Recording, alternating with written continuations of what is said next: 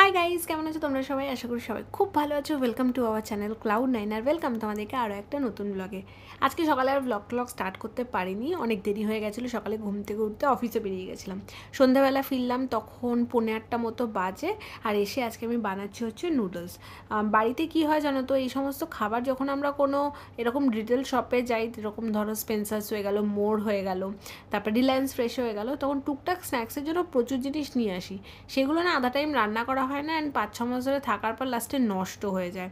এই যেমন নুডলসের প্যাকেটটা কবে এনেছি আমার মনে নেই, দেখলাম ভালো আছে, তো ভাবলাম আজকে বাড়িতে বানিয়ে ফেলি। বাড়িতে আমার এই সমস্ত খাবার বানাতে তো খুবই ভালো লাগে। তো হালকা জলের মধ্যে তেল দিয়ে নুডলসটাকে বয়েল করে নিয়েছি। বাড়িতে আমার যা যা মোটামুটি সবজি ছিল, ক্যাপসিকাম, গাজর, পেঁয়াজ, বাঁধাকপি আর কাঁচা লঙ্কা, এরকম রাফলি আমি কেটে নিয়েছি। কেটে হালকা একটু অলিভ অয়েল দিয়েছি।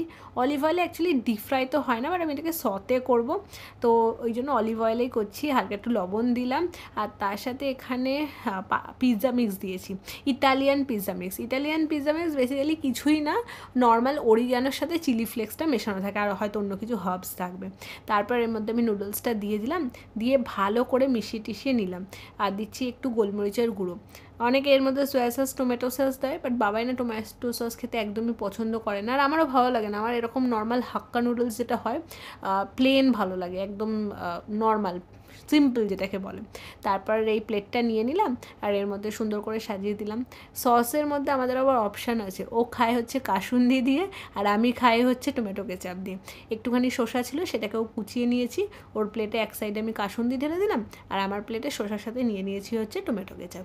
এই হচ্ছে আজকে আমাদের সন্ধ্যের টিফিন। এখন আমরা টিভি দেখতে দেখতে এটাকে এনজয় করব। আচ্ছা, তোমাদের ফেভারিট ড্রিঙ্ক কী? যেরকম অনেকের পেপসি হতে পারে, থামস আপ হতে পারে, আমার যেমন ক্র্যানবেরি জুস ভীষণ ভালো লাগে, কিন্তু যেটা আমার ফেভারিট সেটা হচ্ছে প্রাণের লিচি ড্রিঙ্ক। অনেক ছোটো থেকে এই ড্রিঙ্কটা আমি খাই, আর আমার এত ভালো লাগে। এখন কি করি, বেশ অনেকগুলো করে এনে বাড়িতে রেখে দিই। সন্ধেবেলা করে একদম চিল্ড এই প্রাণের লিচি ড্রিঙ্কটা খেতে যা মজা লাগে। তো দুজনের জন্য দুটো নিয়ে নিলাম। এখন এর সাথে আমরা খাবারটাকে এনজয় করব বসে। খাওয়া দাওয়া ডান। শীতকালে তোমরা দেখে থাকবে যে আমার একটাই হেয়ারস্টাইল, সেটা হচ্ছে সাইড পার্টিং। আর গরমকালেও কিন্তু আমার একটা সিগনেচার হেয়ারস্টাইল আছে, সেটা হচ্ছে হাই পনিটেল। মাথায় যেহেতু খুব একটা বেশি চুল নেই, ওই জন্য চুল নিয়ে বেশি এক্সপেরিমেন্ট করতে পারি না। যাই হোক, এখানে অফিস থেকে ফেরার পর আমার স্ক্যাল্পটা এত ব্যথা করে, তো তখন এরকম হাত দিয়ে দিয়ে টিপে টিপে মাসাজ করে নিজের মাথাতে নিজেই। তারপরে এখানে চুলটাকে ভালো করে আঁচড়ে একটা হাই পনিটেল করে রাখছি, বা কখনো কখনো এমনি মাথার উপরে উঠিয়ে রাখি। যা গরম পড়েছে কয়েকদিনে, আর এত রোদ্দুরের তাপ, কিন্তু তাও আমার এই গরমকালই কিন্তু ভীষণ প্রিয়। এই ঘরে ঢুকে যেই ফ্যানটা চালিয়ে বসতে যাচ্ছি, দেখি ফ্যানই চলে না। আমি বললাম যা, এর আবার কি গেল রেগুলেটরটা। এই কয়েকদিন আগেই, মানে লাস্ট গরমকালেই রেগুলেটর চেঞ্জ করানো হয়েছিল। এখন ফ্যানের সুইচ দিচ্ছি, কিন্তু ওপরে ফ্যান আর ঘুরছে না। দেখি বাবাইকে ডাকি যে কি হলো ফ্যানটাতে। ফ্যানটা চলছে না, একটু চালিয়ে দিয়ে যাও বাবাই, বাবাই। ওকে ডাকার আগেই দেখলাম ফ্যানটা চলতে স্টার্ট করেছে। আর এই ফ্যান ঘোরানোর অবস্থা থেকে আমার মনে পড়ছে, এখন যখন এডিটিং করতে বসেছি, যে আগে দেখবে বাড়িতে টিভিতে ঝিরঝির করতো না, তখন আমরা অ্যান্টেনা ফিক্স করতাম গিয়ে। ঠিক আমার ওইটা মনে পড়ে গেল। এখানে এখন বসলাম আমি ব্লগ এডিট করতে। সকালে তখন কিছুই করতে পারি না, আর তার সাথে ল্যাপটপটাও খুলে নিয়ে বসেছি, কারণ নতুন ফাইন্যান্সিয়াল ইয়ার স্টার্ট হয়েছে, তো আমার কাজের একটু প্রেশার রয়েছে। আর যেহেতু সব নতুন নতুন পেয়েছি, আবার তো সেট হতে একটু টাইম লাগবে, তো ওইগুলোই করছিলাম। হয়ে গেছে ওই কাজটা মোটামুটি, আবার পরে করব। আর একজন অফিস থেকে এসে টায়ার্ড হয়ে এখানে শুয়ে পড়েছে। আমারও প্রচণ্ড টায়ার্ড লাগছে, প্রচণ্ড ঘুম পাচ্ছে, কিন্তু আমার কাজও রয়েছে, অফিসের কাজ রয়েছে, আর এটা একটু করতে হবে। চোখ মুখের কি অবস্থা হয়েছে আমার। আর আমি জানো তো যোগা ক্লাসে যেতে পারিনি লাস্ট উইকে, বোধহয় বৃহস্পতি শুক্রবার, আর বোধহয় আজকেও গেলাম না। লাস্ট উইকেটা মনে নেই যে কবে একটা যেতে পারিনি। তো আমি ভাবছি যে অনলাইনেই ক্লাসটা করে নেবো। আমি যা কাছে শিখেছি অনলাইনেও করে, ইভেন অফলাইনের থেকে বেশি অনলাইনেই রয়েছে। সকালবেলা আমার যাওয়াটা পসিবল হচ্ছে না, কারণ রোজ রাত্রিবেলা শুতে শুতে আমার 1:30-2 বেজে যাচ্ছে। তারপরে ওই ভোরবেলা উঠে আমি আর যেতে পারছি না, আমার হচ্ছে না, আমার মানে শরীর পারমিটই করছে না, উঠতে পারছি না। তাই আমি ভেবেছি যে অনলাইনের লিঙ্কটা নিয়ে রাখবেন, সন্ধ্যাবেলা করে করব। কালকে দিনটা আর মানে 4 তারিখ 5 তারিখ পর্যন্ত আমার একটু প্রেশার আছে। 5 তারিখটা হয়ে যাক, এই কয়েকদিন আমি হয়তো করব না। মানে বাড়িতে এমনি নর্মালি যা স্ট্রেচিং মেচিং করছি, আমার যা প্রেশার যাতে তাতে আমার স্ট্রেচ হয়ে যাচ্ছে। তো 5 তারিখের পর থেকে ভেবেছি আমি অনলাইনে করে নেবো। যেদিন যেদিন পসিবল হবে সেদিন সেদিন আমি সকালবেলা গিয়ে অফলাইনে করে নেবো, যেদিন উঠতে পারবো, মানে যেদিন রাত্রিবেলা তাড়াতাড়ি শোবো আর কি। সব কাজ যেহেতু একা হাতে করতে হয়, তো ভাবলাম যে এগুলো গুছিয়েই ফেলে রেখে লাভ নেই, সে আমার জন্যই পড়ে থাকবে, আমাকেই করতে হবে। তো কাল করে তো আজ করে তো আভি। তো এখানে আমি সব ফোল্ড করে দিয়েছি বাবাইয়ের জামা কাপড়, ওগুলো আলমারিতে তুলতে হবে। আর এই হচ্ছে আমার জামা কাপড়, এগুলো আমার আলমারিতে যাবে। ওর আলমারিটা এখন আমাকে সাধারণত গোছাতে হয় না, ও নিজেই গুছিয়ে নেয়। শুধু যখন জামা কাপড় ধুয়ে দিই সেগুলো ফোল্ড করে আমি অর্ধেক সময় খাটের উপরেই রেখে দিই, ওই তুলে তুলে আলমারিতে ঢুকিয়ে দেয়। বাট আজকে আমি বললাম যে আমি যখন গোছাচ্ছি তখন আমিই ঢুকিয়ে দিই।